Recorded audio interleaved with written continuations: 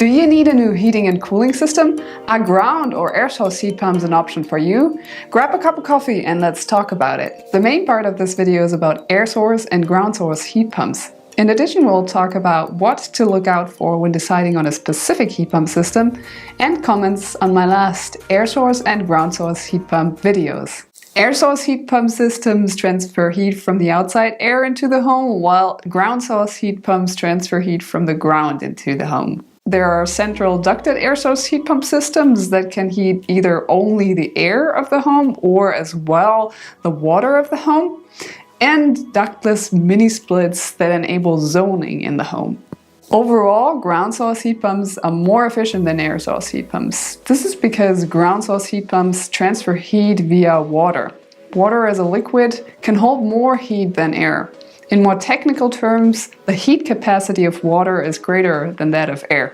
Air source heat pump systems are also subject to fluctuating temperatures. In the winter, when the temperature goes down, the efficiency of the system decreases so that it uses more electricity. The lowest 30-year normal minimum temperature in January from 1982 to 2010 was -7 degrees Fahrenheit or about -22 degrees Celsius in US area excluding Alaska. At -7 degrees Fahrenheit, the Sanden Sanco 2 heat pump water heater still performs at a coefficient of performance COP of 2. That is 200% efficiency. So you get 2 units of energy out for putting 1 unit of energy in. At 25 degrees Fahrenheit, that is 4 degrees centigrade, the COP is 3. And more than 5 above 68 degrees Fahrenheit or 20 degrees centigrade. Note that the heat capacity remains constant down to 5 degrees Fahrenheit or -15 degrees centigrade.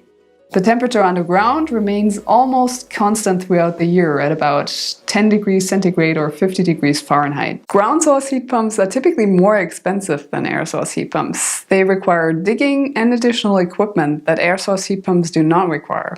However, both types of systems are eligible for the renewable heat incentive linked in the description below and other local incentives.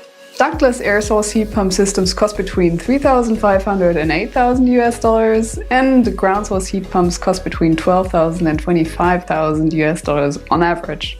Air source heat pumps can be as noisy as air conditioners. However, I was surprised on how quiet they are these days. For a demo, check out my last video on air source heat pumps. Ground source heat pumps, on the other hand, can operate almost silently.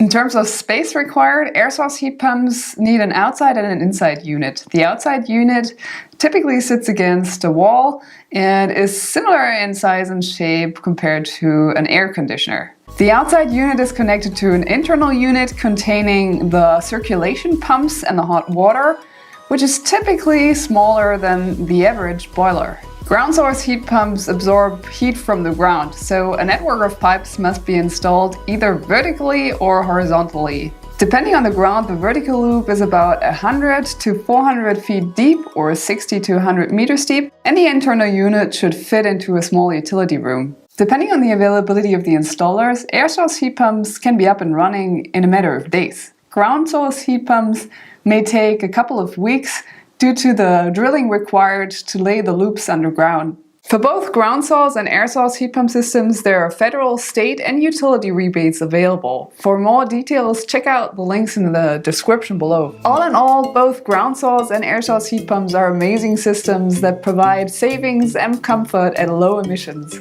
If you can afford it and have the time, I'd recommend ground source heating for higher efficiency and peace of mind. Ground source heat pump systems work almost silently, most of the system is buried underground, and the high efficiency remains almost constant throughout the year. However, if you're looking for a quick fix to a broken boiler or can't bring yourself to dig a hole into the ground, then go for an air source heat pump. Air source heat pump systems can be up and running in a matter of days, and they're considered a renewable heating source as well. Either way, by switching to a heat pump system, you'll most likely save money and do something for the environment. If you still hesitate or have questions of any kind, feel free to reach out. Let's check out recommended considerations when deciding on a specific heat pump system purchase. I'll start with something most people don't think about when purchasing a heat pump system. Smart air source heat pump systems are capable of choosing the time to operate based on ambient temperature and time of use. This minimizes costs and emissions and has no influence on the comfort in your home. As discussed earlier, for air source heat pump systems, the COP, the coefficient of performance, depends on the ambient temperature.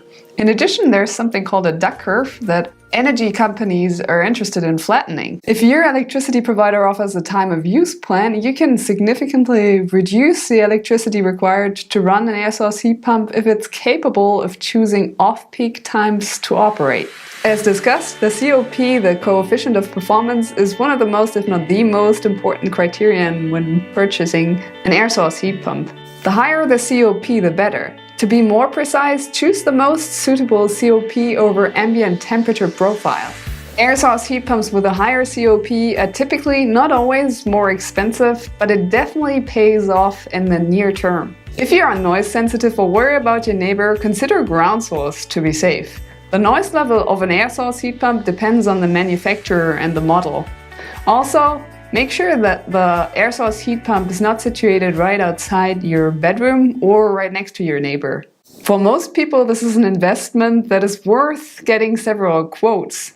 Also consider talking to a former customer of your proposed installer to put your mind at rest. Please find links in the description below that I think help you decide on purchasing a specific heat pump system. And remember, if possible, purchase a heat pump system that is capable of both heating the air and the water in your home. Let's have a look at some comments on my last videos on ground source and air source heating. First of all, thank you very much for your comments. I really appreciated reading them, and I think all that great information helps other people a lot to find their way through the jungle of information. So this one is about terminology. Good video, with just the one common mistake of calling ground source heat pumps geothermal. Geothermal energy extraction is the big industrial scale type used for power generation using steam turbines in volcanically active places like Iceland or Yellowstone. That's a really good point. I think the actual differentiation between geothermal and ground source heating is that geothermal uses heat from the core of the earth and ground source heating uses heat from the earth that's been heated up by the sun. That means that geothermal is typically being associated with deeper drills and more industrial applications, but it doesn't necessarily have to be. That's also why ground source heating is typically 200 to 600 feet deep, and geothermal heating is approximately a mile deep on average. Here's a comment on DIY, do it yourself. I have a major issue with tip number 4. Geothermal is actually extremely easy to do. Any DIYer worth his salt can probably do it in a couple of weekends. This comment is probably useful for people who consider doing a ground source heating system themselves. I'm a DIYer to some extent. I've done solar panel systems, windows, etc. However, probably not as advanced as this guy. Also, I prefer vertical loops over horizontal loops, and you need specific machinery to do that. So overall, it probably depends on your level of experience and preparation if a do-it-yourself installation of a ground source heating system would be successful. The next comment is about incentives. If it requires an incentive, it is by definition broken. We didn't need incentives to use smartphones, Google or email. If it works, it doesn't need incentives, much less 26%. So this is not a political channel. What I'm trying to do is provide easily digestible, fact-based information. In terms of incentives, there are two things I'd like to mention. First, most products become economically viable once the incentive is dropped. And second, unlike smartphones, reducing emissions via air source or ground source heat pumps does not only benefit the person who purchases the heat pump. According to a new study by scientists from Harvard and 3 British universities, burning fossil fuel kills nearly 9 million people every year and about 350,000 in the US only.